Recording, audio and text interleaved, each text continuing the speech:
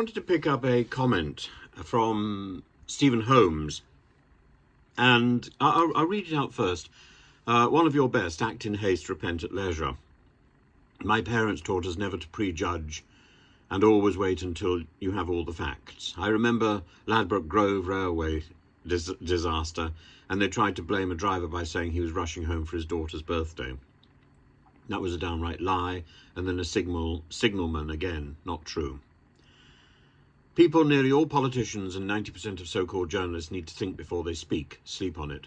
I've been told by a very reliable source that armed officers do not down arms during an arrest in case it's taken and used on them.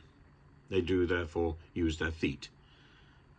This is why I rely on Private Eye, Reuters, and to a lesser degree the Financial Times and the Sunday Times. Well, your source of reading is very good and cogent. I think you missed the point, Stephen, and the point is very simple. The point is about optics, and it's not whether these police were justified, were following protocols, or indeed whether they had been provoked. It's the image of somebody kicking a victim who is down on the ground and defenseless. And that image changes the image of policing in Britain.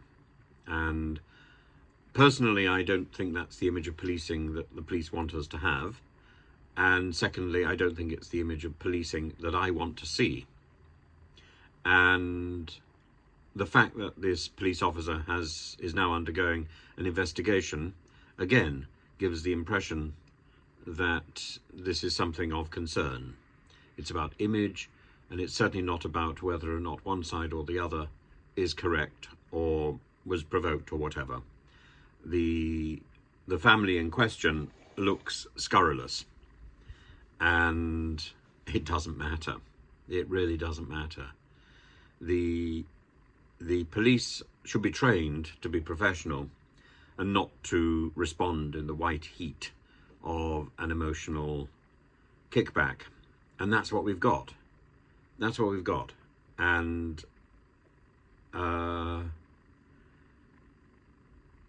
there's something fundamentally wrong with that, and particularly to give police officers who are armed, who are not emotionally stable. Is this what you're now saying? Oh gosh, these police officers are justified in using their feet because they're carrying weapons. And yet there's there's what appears to be an emotional response. Not one kick, but two. And one directly in the face, which causes hospitalization. I find that very disturbing. And I find the narrative which is being put out by the GB News people very disturbing. And I find it interesting, Stephen, that you're not a GB News watcher, that you picked up this trope.